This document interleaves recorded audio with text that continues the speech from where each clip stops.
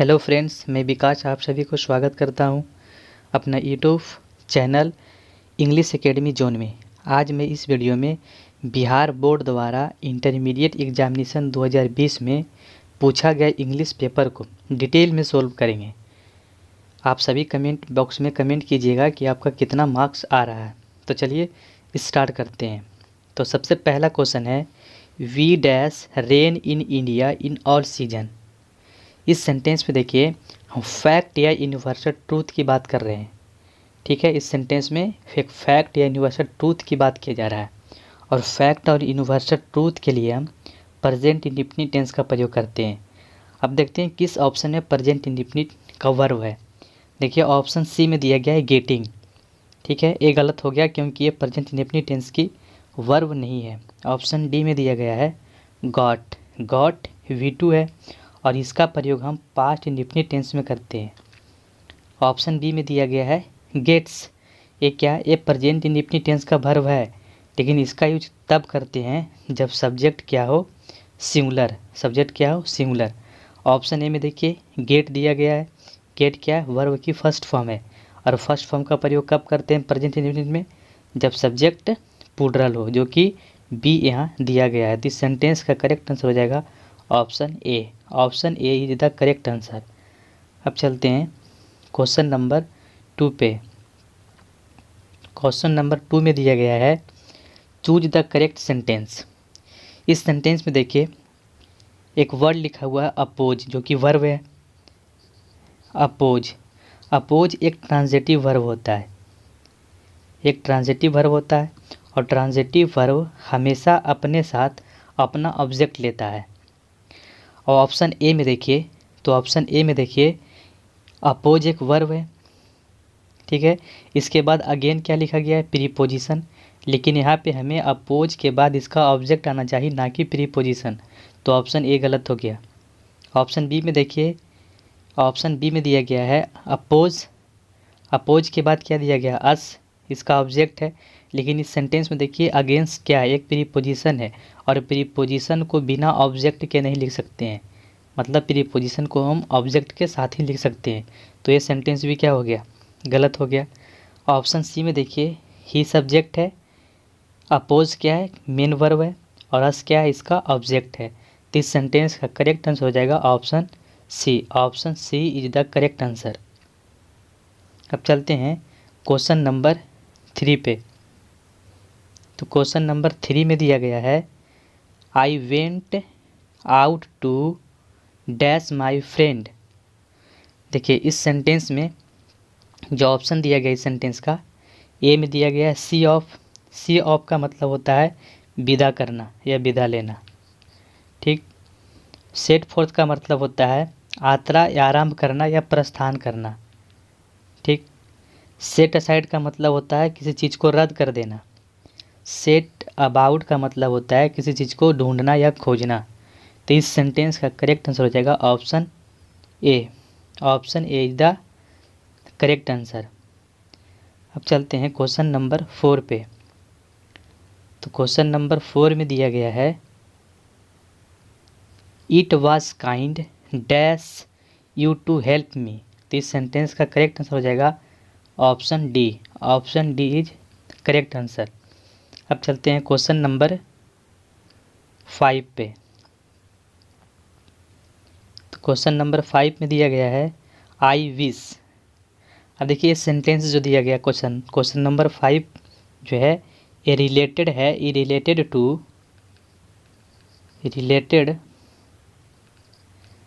To mood. ये mood से related है। इस टॉपिक को हम किसी दूसरे वीडियो में एक्सप्लेन करेंगे, लेकिन अभी तक इसका आंसर बता देते हैं। तो इसका आंसर हो जाएगा ऑप्शन ए।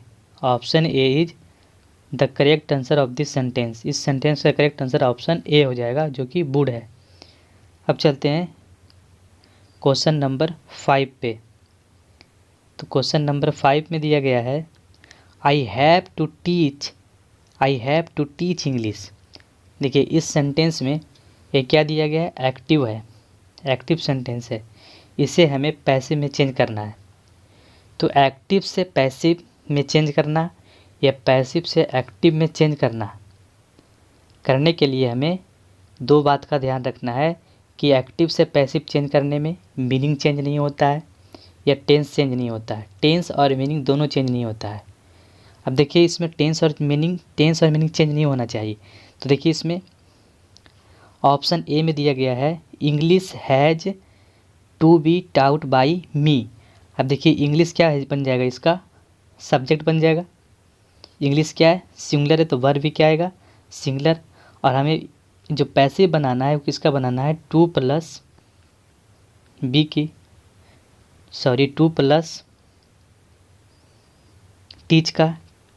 टीच का क्या बनाना है, पैसिव। तो इसका पैसिव हो जाएगा टू बी प्लस टाउट, क्योंकि टू बी प्लस टाउट मतलब वर्ब की थर्ड फॉर्म। तो to plus be plus third form का ये जो है क्या पैसिव बनेगा, किसका, टू टीच का। तो देखिए यहाँ टू टीच का टू बी प्लस टाउट बनेगा। तो इस सेंटेंस का करेक्ट आंसर हो जाएगा option A. Option A is the correct answer. अब चलते हैं नेक्स्ट क्वेश्चन पे, क्वेश्चन नंबर 7 पे। तो क्वेश्चन नंबर 7 में दिया गया Shimla is much dash than Chandigarh. अब देखिए यहाँ पे हम डिस्टेंस को रिफ़र करना चाह रहे हैं कि इसको डिस्टेंस को। तो डिस्टेंस का जो रिफ़र करने वाला जो एडवर्ब होता है क्या, एडजेक्टिव जो होता है क्या होता है, फार। क्या होता है, फार। और फार का कंपैरेटिव डिग्री होता है फारदर। इस सेंटेंस का करेक्ट आंसर हो जाएगा option A. Shimla is much farther than Chandigarh. अब चलते हैं क्वेश्चन नंबर 8 पे। तो क्वेश्चन नंबर 8 में दिया गया है choose the odd one out. मैंने इस सेंटेंस में विषम को क्या करना है, चुनना है। तो देखिए वीट क्या एक अनाज है, वार्ली क्या एक अनाज है, मस्टर्ड भी एक अनाज है। ये पैडी जो होता है, पैडी का मतलब होता है धान का खेत। पैडी का मतलब धान खेत। अब चलते हैं, तो इस सेंटेंस का सही आंसर कौन हो जाएगा, option B. Option B is the correct answer. Option B is the correct answer. अब चलते हैं सेंटेंस नंबर 9 पे। तो सेंटेंस नंबर 9 में दिया गया है she wants to become dash engineer. देखिए ए नहीं आएगा, क्यों, क्योंकि ए क्या है, वॉवेल लेटर है। तो वॉवेल लेटर के साथ हम क्या लिखते हैं, एंड। ऑप्शन बी सही हो जाएगा इसका। Option B is the correct answer. C जो द दिया गया है ए भी नहीं होगा, क्यों, क्योंकि हम किसी खास इंजीनियर की बात नहीं कर रहे हैं, जनरल इंजीनियर की बात कर रहे हैं कि वह एक इंजीनियर होना चाहती है। किसी खास इंजीनियर की बात नहीं किया जा रहा है, इसलिए यहाँ पे द नहीं आएगा, आ भी नहीं आएगा, नो आर्टिकल भी नहीं आ सकता है, क्योंकि इंजीनियर एक काउंटेबल नाउन है और काउंटेबल नाउन को बिना डिटर्मिनर के नहीं लिख सकते हैं। तो इस सेंटेंस में डी भी नहीं आ सकता है।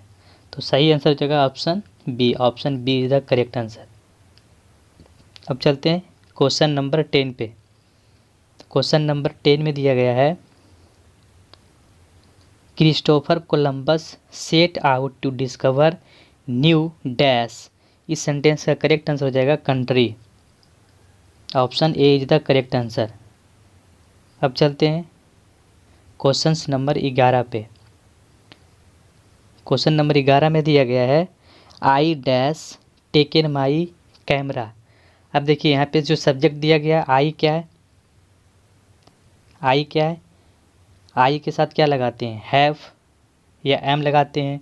तो देखिए यहाँ पे एम कहीं दिया गया है, नहीं दिया गया है। तो यहाँ पे कौन सा आंसर आ जाएगा, हैव। आई के साथ क्या आएगा, हैव। और यहाँ पे क्या दिया गया है, थर्ड फॉर्म। तो हैव के बाद क्या लिखते हैं, थर्ड फॉर्म। तो इस सेंटेंस का करेक्ट आंसर हो जाएगा ऑप्शन ए।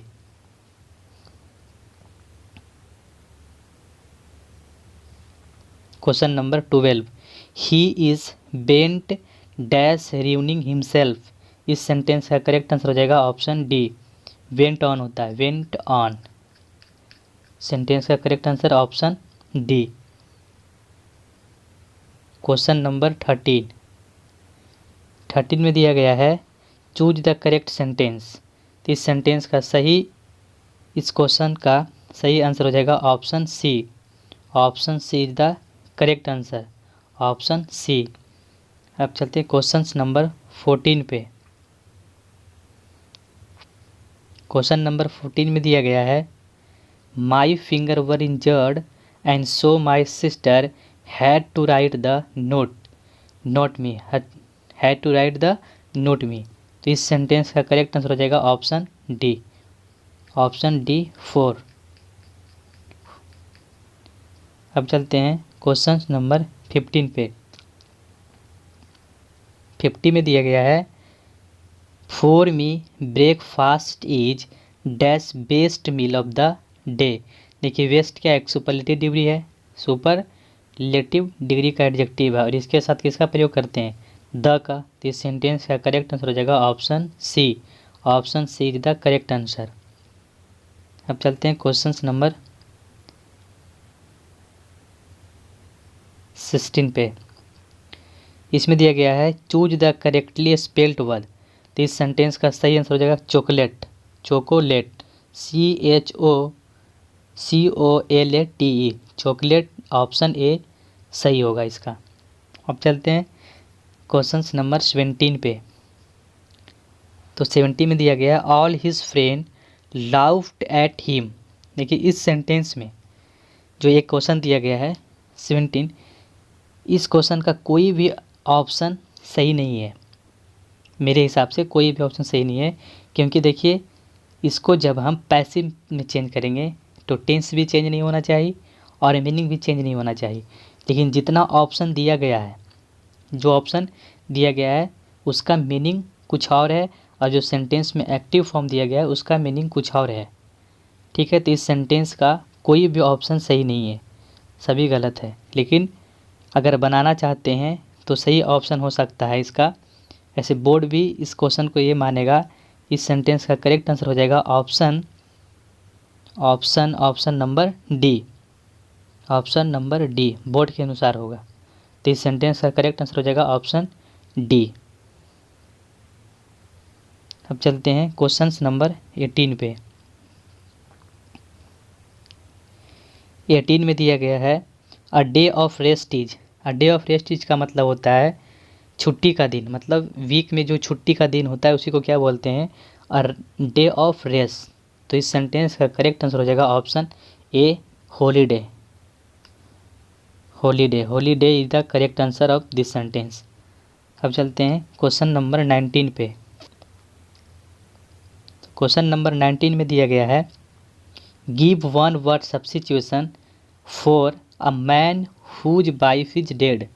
मतलब कोई ऐसा आदमी जिसका वाइफ मर गई हो, उसे क्या बोलते हैं। तो एक ऐसा आदमी जिसका वाइफ मर गई हो उसको बोलते हैं विधुर। विधुर हिंदी में क्या बोलते हैं, विधुर, और इंग्लिश में विडोवर, विधुर। तो इस सेंटेंस का करेक्ट आंसर हो जाएगा ऑप्शन सी। और विडो का मतलब होता है विधवा, जिसका पति मर चुका हो। जिस औरत का पति मर चुका हो उसको बोलते हैं विडो, विधवा। और जिस हस्बैंड जो मतलब जिस आदमी का पत्नी मर गई हो उसको क्या बोलते हैं, विधुर। तो इस सेंटेंस का सही आंसर हो जाएगा ऑप्शन सी। अब चलते हैं क्वेश्चन नंबर 20 पे। क्वेश्चन नंबर 20 में दिया गया है ऑल कमिंग एंड गोइंग। अब देखिए इस सेंटेंस का सही आंसर हो जाएगा वाज, क्योंकि देखिए कमिंग एंड गोइंग जो है एक क्या है, एक नेम ऑफ एक्टिविटी है और नेम ऑफ एक्टिविटी सिंगुलर होता है और सिंगुलर क्या हो जाएगा, तो वर्ब क्या आएगा, सिंगुलर। इस सेंटेंस का करेक्ट आंसर हो जाएगा ऑप्शन ए। चलते हैं क्वेश्चन नंबर 21 पे। तो 21 में दिया गया है द जज declare the person guilty of all the charges. ठीक है, तो इस सेंटेंस का करेक्ट आंसर हो जाएगा innocent, option B, option B is the correct answer. अब चलते हैं क्वेश्चन नंबर 22 पे। तो 22 में दिया गया है he said may God bless you. इस सेंटेंस में देखिए इसको किस तरीके से जो ऑप्शन है उसको ऑप्शन को छांटते हैं। तो देखिए यहाँ पे जो रिपोर्टिंग वर्ब दिया गया है किस में है, पास्ट टेंस में।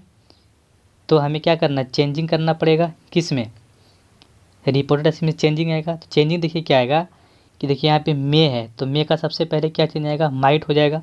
अब देखते हैं कि किस ऑप्शन में माइट दिया गया है। देखिए ऑप्शन ए में माइट है, हो सकता है, ऑप्शन बी में देखिए माइट नहीं है, नहीं होगा। ऑप्शन सी में माइट नहीं, नहीं होगा। ऑप्शन डी में माइट नहीं, नहीं होगा। तो इस सेंटेंस का करेक्ट आंसर हो जाएगा ऑप्शन ए, क्योंकि मे का चेंज किस में हो जाएगा, माइट में। तो इस सेंटेंस का करेक्ट आंसर हो जाएगा ऑप्शन नंबर ए। अब चलते हैं क्वेश्चन नंबर 23 पे। 23 में दिया गया है choose the correctly spelled word, मतलब सबसे जो अच्छा वर्ड है, मतलब जो करेक्ट वर्ड है उसे चूज करना है। तो इस सेंटेंस का करेक्ट आंसर हो जाएगा opportunity, OPPORTUNITY, opportunity. Option C is the correct answer. अब चलते हैं क्वेश्चन नंबर 14 पे। क्वेश्चन नंबर 40 में दिया गया है 24 में क्या दिया गया है, we like dash music very much. अब देखिए म्यूजिक यहाँ पे क्या है, एक अनकाउंटेबल नाउन है, और अनकाउंटेबल नाउन को हम बिना डिटरमिनर के लिख सकते हैं। ठीक है, तो ए भी नहीं आएगा, एंड भी नहीं आएगा, द भी नहीं आएगा, क्योंकि किसी खास म्यूजिक की बात नहीं कर रहे हैं। नो आर्टिकल इस सेंटेंस का करेक्ट आंसर होगा। तो इस सेंटेंस का करेक्ट आंसर हो जाएगा ऑप्शन डी। अब चलते हैं 25 पे। Question number 25। तो 25 में दिया गया है द सिनोनिम ऑफ मेलोडियस, इसका सही आंसर हो जाएगा म्यूजिकल।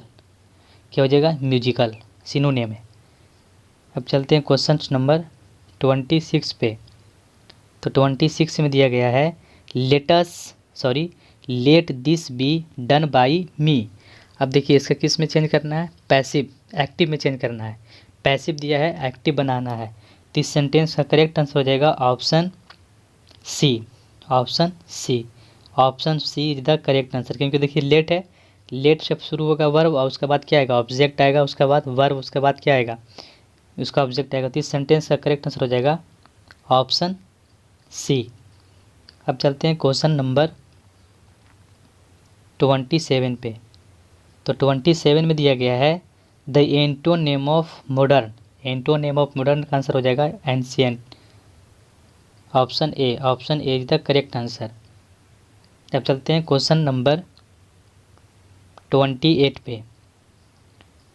तो 28 में दिया गया है the teacher set some homework dash the end of the lesson.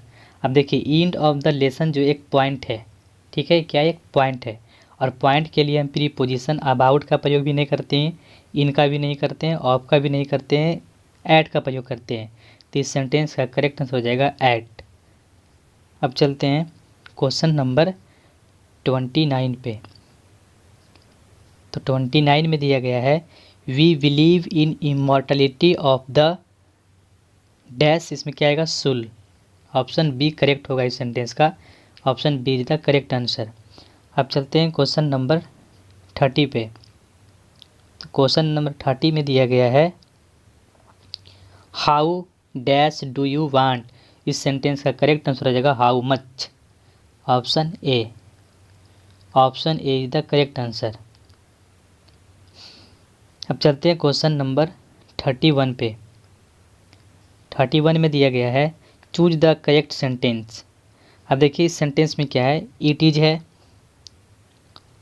It is time के साथ हम वर्ब की सेकेंड फॉर्म का प्रयोग करते हैं। अब देखते हैं इस सेंटेंस में ये जो ऑप्शन दिया गया है, 4 ऑप्शन में किस सेंटेंस में वर्ब की सेकेंड फॉर्म का प्रयोग किया गया है। तो इस सेंटेंस में देखिए ऑप्शन ए में सेकेंड फॉर्म की प्रयोग नहीं है, गलत हो गया। ऑप्शन बी में ही स्टार्टेड, तो इस सेंटेंस का करेक्ट आंसर हो जाएगा बी, क्योंकि देखिए यहाँ बी क्या है, सेकेंड फॉर्म है। ऑप्शन सी में भी देखिए नहीं है, फर्स्ट फॉर्म की वर्ब है, सिंगुलर फॉर्म की। ऑप्शन डी में भी देखिए हैज प्लस थर्ड फॉर्म दिया गया है, लेकिन सेकेंड फॉर्म सिर्फ और सिर्फ ऑप्शन बी में है। तो इस सेंटेंस का करेक्ट आंसर हो जाएगा option number B. Option number B is the correct answer. अब चलते हैं क्वेश्चन नंबर 32 पे। 32 में दिया गया है he heard a noise he got up. अब देखिए सेंटेंस में क्या करना है, हमें सेंटेंस को कम्बिनेशन करना है। तो जब भी सेंटेंस को कम्बिनेशन करते हैं तो सेंटेंस को कम्बिनेशन करते समय मीनिंग चेंज नहीं होना चाहिए और टेंस भी चेंज नहीं होना चाहिए। अब देखिए इस सेंटेंस में जो ऑप्शन दिया गया है इस सेंटेंस का, ऑप्शन ए में हैड प्लस थर्ड फॉर्म दिया गया है, गलत हो जाएगा। हैविंग के बाद थर्ड फॉर्म का प्रयोग करते हैं, फोर्थ फॉर्म का भी नहीं, ऑप्शन बी भी गलत हो गया। ऑप्शन सी देखिए, as he heard a noise he got up, इस सेंटेंस का करेक्ट आंसर हो जाएगा ऑप्शन सी। इस सेंटेंस का देखिए सेम मीनिंग भी है और टेंस भी चेंज नहीं हुआ है, तो इस सेंटेंस का करेक्ट आंसर हो जाएगा ऑप्शन सी। ऑप्शन डी में देखिएगा हियर्ड जो कि वर्ब है, वर्ब से शुरू होगा तो इंट्रोगेटिव होगा, तो ऑप्शन डी भी गलत हो जाएगा, तो सही आंसर हो जाएगा ऑप्शन सी। अब चलते हैं क्वेश्चन नंबर 33 पे। तो 33 में दिया गया है dash we wary of false friends, मतलब हमेशा जो है बी वेयर रहना है, मतलब सतर्क रहना है किससे, फॉल्स फ्रेंड्स से। तो इस सेंटेंस का करेक्ट आंसर हो जाएगा option A, again and again we wary of false friends. तो इस सेंटेंस का करेक्ट आंसर ऑप्शन ए। अब चलते हैं क्वेश्चन नंबर 34 पे। तो 34 में दिया गया है पब्लिक ओपिनियन वाज, इसका सही आंसर हो जाएगा against the will, against the will, option D, option D is the correct answer. अब चलते हैं क्वेश्चन नंबर 35 पे। तो 35 में दिया गया है choose the correctly spelled word, मतलब जो ऑप्शन गलत है, जिसका मीनिंग गलत है वो देखिए। तो ऑप्शन ए में क्या दिया गया है, बुलेट ए जो है, सॉरी इस सेंटेंस में चूज करना है कि सही वर्ड कौन लिखा हुआ है। तो इस सेंटेंस का करेक्ट आंसर हो जाएगा option number A, option number A is the correct answer. अब चलते हैं क्वेश्चन नंबर 36 पे। तो 36 में दिया गया है choose the correct sentence of perfume. देखिए परफ्यूम का मतलब होता है मधुर, एक अच्छा, ठीक है। तो इस सेंटेंस का करेक्ट आंसर हो जाएगा option number B scant, scant is the correct answer, scant. अब चलते हैं क्वेश्चन नंबर 37 पे। तो 37 में दिया गया है the book will be bought by Sita, ये पैसिव फॉर्म में दिया गया है, इसे एक्टिव फॉर्म में चेंज करना है। तो एक्टिव फॉर्म में चेंज करेंगे तो टेंस चेंज नहीं होना चाहिए और मीनिंग चेंज नहीं होना चाहिए। तो देखिए यहाँ पे बिल लिया गया है, क्या दिया गया है, बिल। तो बिल क्या है, फ्यूचर टेंस है, तो इसका जो एक्टिव फॉर्म होगा वो भी फ्यूचर में होगा, ठीक है। अब देखिए कौन सा सेंटेंस सही है। अब देखिए सीता हैड टू, ये सेकेंड फॉर्म की वर्ब गलत हो गया। सीता मस्ट हैव, ये भी गलत हो जाएगा। अब देखिए दो सेंटेंस बच गया, ऑप्शन ए और ऑप्शन बी। लेकिन ऑप्शन ए में देखिए बिल के साथ थर्ड फॉर्म की प्रयोग कर दिया गया है, जबकि बिल के साथ हम वर्ब की फर्स्ट फॉर्म का प्रयोग करते हैं, तो ऑप्शन ए गलत हो गया। अब बच गया मेरे पास ऑप्शन बी, तो B is the correct answer, Sita will buy the book. तो इस सेंटेंस का करेक्ट आंसर हो जाएगा ऑप्शन बी। अब चलते हैं क्वेश्चन नंबर 38 पे। तो 38 में दिया गया है I dash swim when I was young. अब देखिए इस सेंटेंस में क्या दिया गया है, वेन आई वाज क्या है, एक एडवर्ब क्लाउज ऑफ टाइम है, एडवर्ब क्लाउज ऑफ टाइम है और ये टाइम पास्ट का है, ये रेफरेंस किसका है, पास्ट टाइम का। तो हमें पास्ट टेंस, तो इसका पहले जो वर्ब आएगा वो पास्ट फॉर्म की वर्ब आएगा।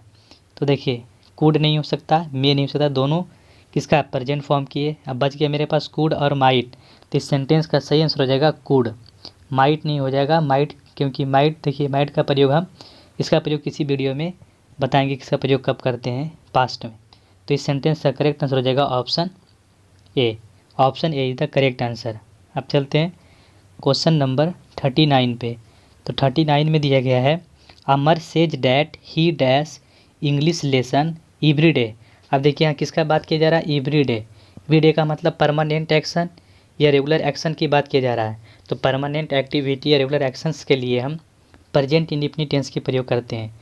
अब देखते हैं ऑप्शन में प्रेजेंट इंडेफिनिट टेंस का वर्ब कहाँ पे है। तो देखिए फर्स्ट में दिया गया टेकिंग, ये वर्ब की फोर्थ फॉर्म है और वर्ब की फोर्थ फॉर्म हम प्रेजेंट इंडेफिनिट कंटिन्यूअस टेंस में, लेकिन बिना हेल्पिंग वर्ब के नहीं करते हैं, तो ये गलत हो जाएगा। यहाँ देखिए इज टेकिंग दिया गया है, इज टेकिंग दिया गया है, तो इस सेंटेंस देखिए क्या है, प्रेजेंट कंटिन्यूअस है, ये गलत हो गया। डी देखिए हैज़ टेकन, ये प्रेजेंट परफेक्ट है, ये भी गलत हो गया। ऑप्शन सी टेक्स, ये क्या है, ये प्रेजेंट इंडेफिनिट टेंस की वर्ब है, तो इस सेंटेंस का करेक्ट आंसर हो जाएगा ऑप्शन सी, ऑप्शन सी। अब चलते हैं क्वेश्चन नंबर 40 पे। क्वेश्चन नंबर 40 में दिया गया है I say that I write a letter. अब देखिए इस सेंटेंस में जो रिपोर्टिंग वर्ब है उसमें क्या है, प्रेजेंट टेंस है। तो प्रेजेंट टेंस है तो क्या, ये जो रिपोर्टेड अस्वी इसमें चेंजिंग नहीं आएगा। तो देखिए इसका सही आंसर हो जाएगा option number B. Option B is the correct answer. I say I write a letter. चलते हैं क्वेश्चन नंबर 41 पर। 41 में दिया गया है would you mind dash the door. अब देखिए वुड क्या है, एक मॉडल एक्सुलरी वर्ब है। क्या है, मॉडल एक्सुलरी वर्ब। और मॉडल एक्सुलरी वर्ब के बाद हम वर्ब की फर्स्ट फॉर्म का प्रयोग करते हैं। वर्ब की फर्स्ट फॉर्म देखिए यहाँ पे बी सेकेंड फॉर्म है, हैव शुड ये क्या थर्ड फॉर्म की वर्ब है, सिटिंग नहीं आ सकता, इसको बिना हेल्पिंग वर्ब के नहीं यूज कर सकते हैं।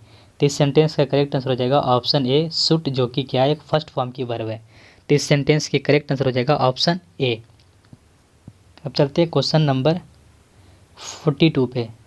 तो 42 में दिया गया है the bus came to an abrupt halt. अब देखिए एन अब्रप्ट दिया गया है, क्या दिया गया है, एन का प्रयोग हम किसके साथ करते हैं, वॉवेल के साथ, जो कि वॉवेल से शुरू हो या वॉवेल का उच्चारण दे। अब देखिए सडन एस से शुरू है, एक नहीं हो सकता है क्योंकि वॉवेल नहीं है, बी भी नहीं होगा क्योंकि वी एस वॉवेल नहीं है, सी देखिए एफ वॉवेल नहीं है, ऑप्शन बच गया मेरे पास डी। तो D is the correct answer of this sentence. तो इस सेंटेंस का करेक्ट आंसर हो जाएगा ऑप्शन डी। अब चलते हैं क्वेश्चन नंबर 43 पे। 43 में दिया गया है the police ran dash the thief. इस सेंटेंस का करेक्ट आंसर हो जाएगा option D. Option D, the police ran after the thief, मैंने पुलिस जो था चोर के पीछे भागा। तो इस सेंटेंस का करेक्ट आंसर हो जाएगा ऑप्शन डी। अब चलते हैं क्वेश्चन नंबर 44 पे। क्वेश्चन नंबर 44 में दिया गया है रेखा हैज़ हर्ट। इस सेंटेंस में देखिए क्या यूज करना है हमें, रिफ्लेक्सिव प्रोनाउन। तो रेखा का रिफ्लेक्सिव प्रोनाउन क्या हो जाएगा, हर सेल्फ। तो इस सेंटेंस का करेक्ट आंसर हो जाएगा option A. Option A is the correct answer. अब चलते हैं क्वेश्चन नंबर 45 पे। तो 45 में दिया गया है ही वेंट ऑन डैश।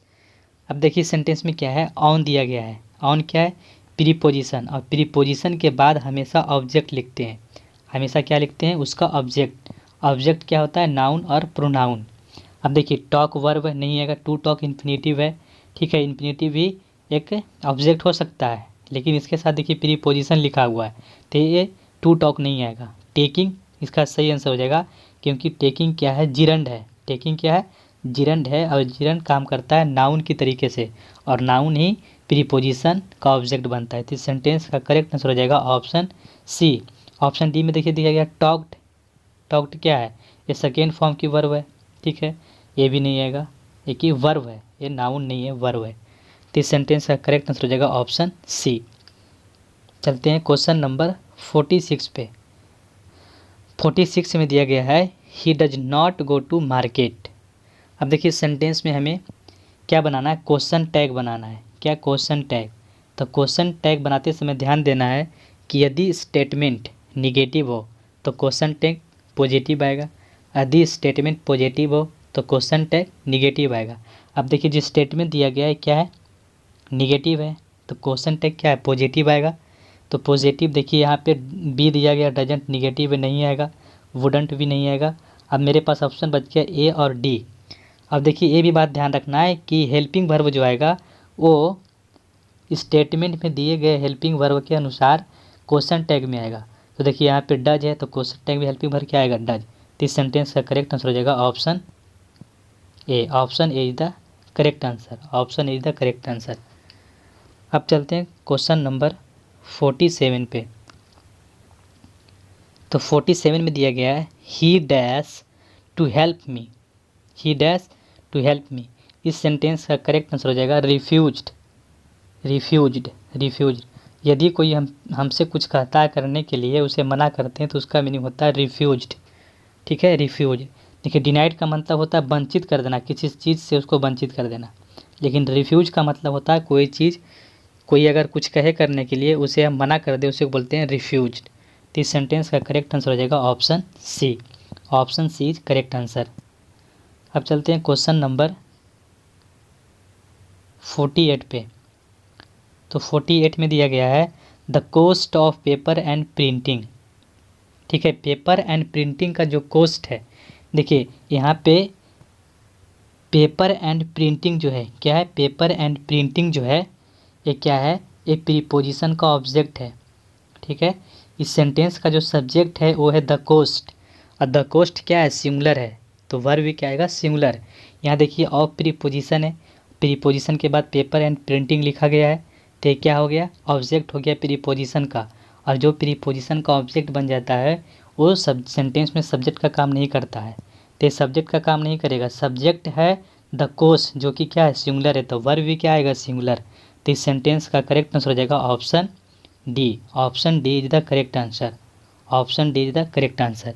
आप चलते हैं क्वेश्चन नंबर 49 पे। तो 49 में दिया गया है he is not dash home. इस सेंटेंस का करेक्ट आंसर हो जाएगा ऑप्शन डी, पॉइंट की बात किया जा रहा है, तो ऑप्शन डी हो जाएगा एट। ऑप्शन डी नहीं, option C. Option C is the correct answer, at. Option C is the correct answer. चलते हैं क्वेश्चन नंबर 50 पे। तो 50 में दिया गया है he is lazy he will fall.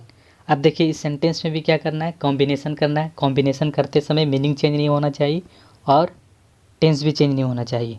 अब देखिए यहाँ पे ही विल बिकाउज, देखिए यहाँ पे he will fail because he lazy, वह फेल हो गया क्योंकि वह लेजी था। तो इस सेंटेंस का करेक्ट आंसर हो जाएगा ऑप्शन ए, मीनिंग भी सेम है और टेंस भी चेंज नहीं हुआ है। देखिए यहाँ पे गलत हो जाएगा, इफ़ दिया हुआ he is falling, present continuous, ये गलत हो जाएगा, लेजी इज, ये गलत हो जाएगा। ऑप्शन ए बच गया, ए, तो इज द करेक्ट आंसर। अब चलते हैं क्वेश्चन नंबर 51 पे। 51 में दिया गया है he said it may rain tomorrow. इस सेंटेंस में देखिए क्या है, ही सैड, तो देखिए इसको कैसे, ऑप्शन को किस तरीके से छाटते हैं। तो यहाँ पे लिखा गया है क्या है, ये पास्ट टेंस में, तो यहाँ जो रिपोर्टेड स्पीच है वो में चेंज हो जाएगा, किस में, माइट में। अब देखते हैं किस सेंटेंस में माइट है। ऑप्शन ए में नहीं है, ऑप्शन बी में भी नहीं है, ऑप्शन देखिए डी में भी नहीं है, तो मेरे पास ऑप्शन बच गया कौन, सी। तो सी इज द करेक्ट आंसर, जो कि देखिए यहाँ माइट दिया गया है, तो इस सेंटेंस का करेक्ट आंसर हो जाएगा ऑप्शन सी। अब चलते हैं क्वेश्चन नंबर 52 पे। 52 में दिया गया है dash you lend me your book. अब देखिए यहाँ पे लेंड क्या दिया गया है, एक वर्ब है जो कि क्या है, फर्स्ट फॉर्म की वर्ब है। ठीक है, फर्स्ट फॉर्म की वर्ब है। देखिए हैव नहीं आएगा क्योंकि हैव के साथ थर्ड फॉर्म की प्रयोग करते हैं, मस्ट के साथ वर्ब का पास्ट फॉर्म करते हैं, बिल के साथ भी करते हैं, शुड के साथ भी करते हैं, लेकिन इस सेंटेंस में सही आंसर हो जाएगा बिल। क्या हो जाएगा, विल। विल क्यों, क्योंकि देखिए मस्ट करेंगे तो फिर मस्ट का प्रयोग कब करते हैं, जब कंपल्सन शो करना। शुड का प्रयोग कब करते हैं, जब हमें इसका भी मतलब कंपल्सन, यानी कंपल्सन की बात नहीं किया जा रहा है। यहाँ हम किसी से क्वेश्चन पूछ रहे हैं कि will you lend me your book, क्या आप मुझे अपना बुक उधार देंगे, तो यहाँ कंपल्सन की बात नहीं कर रहे, रिक्वेस्ट कर रहे हैं। तो इस सेंटेंस का करेक्ट आंसर हो जाएगा ऑप्शन सी। Option C. अब चलते हैं क्वेश्चन नंबर 53 पे। 53 में दिया गया है I banged my dash on floor. देखिए इसका सही आंसर हो जाएगा टोई। टोई का मतलब होता है पंजा या उंगली, उसने क्या किया, पंजा को क्या कहाँ मारा, तो फ्लोर पे। तो इस सेंटेंस का करेक्ट आंसर हो जाएगा ऑप्शन ए। अब चलते हैं क्वेश्चन नंबर 54 पे। 54 में दिया गया है don't forget to give me a call when you dash to the gym. इस सेंटेंस का सही आंसर हो जाएगा option D. Option D is the correct answer, option D.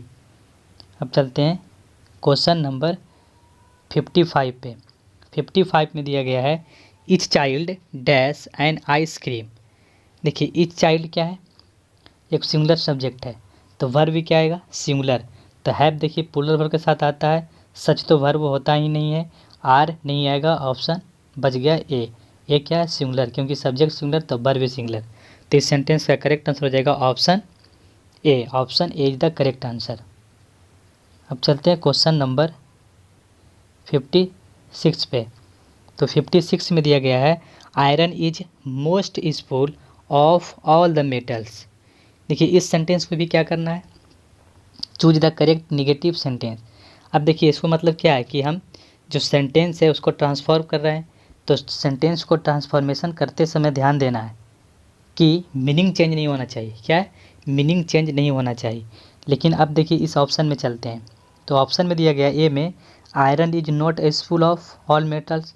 देखिए इसका मीनिंग चेंज हो गया, क्यों? क्योंकि देखिए यहाँ क्वेश्चन में क्या कहा जा रहा है कि आयरन सबसे यूज़फुल है, लेकिन ऑप्शन ए में बोला जा रहा है कि आयरन यूज़फुल नहीं है, तो मीनिंग चेंज हो गया, तो ऑप्शन गलत हो गया, ए वाला ऑप्शन गलत हो गया। No other metal is as useful as iron. ठीक है, तो इस सेंटेंस का करेक्ट आंसर हो जाएगा option B. Option B is the correct answer. Option B is the correct answer. अब चलते हैं क्वेश्चन नंबर 57 पे। 57 में दिया गया है ही डैश वर्क्स। अब देखिए वर्क्स यहाँ पे क्या दिया है, वर्क्स यहाँ पे ए वर्ब दिया गया है, यहाँ पे हमें एडवर्ब चाहिए, तो इस सेंटेंस का करेक्ट आंसर हो जाएगा hardly. Option C is the correct answer. वह ना के बराबर काम करता है, तो इस सेंटेंस का क्या हो जाएगा, option C is the correct answer. Option C is the correct answer.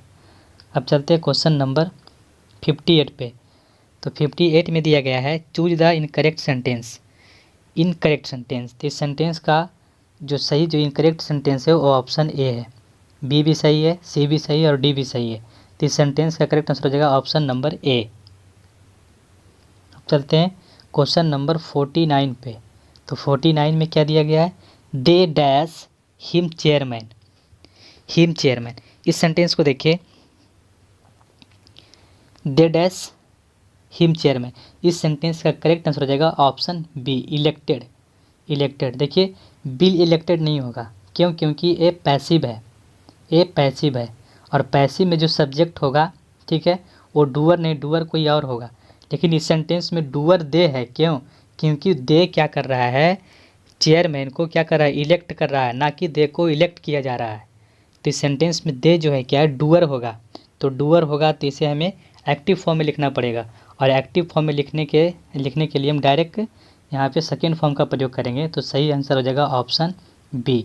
Elect नहीं होगा, इलेक्ट लिख देंगे तो किसी खास टाइम की बोल जाएगा, ये भी गलत हो जाएगा, इलेक्टिंग तो आ ही नहीं सकता है, तो ऑप्शन बी सही हो जाएगा इस सेंटेंस का। इस सेंटेंस का सही आंसर हो जाएगा ऑप्शन बी इलेक्टेड। अब चलते हैं क्वेश्चन नंबर 60 पे। तो 60 में दिया गया है choose the correctly spelled word. इस सेंटेंस का सही आंसर हो जाएगा option A bundle. Bundle, bundle is the correct answer. तो ये क्वेश्चन था जो कि 2022 में इंग्लिश में पूछा गया था, इसे हमने सोल्व किया। आप बताइएगा कि आपका स्कोर कितना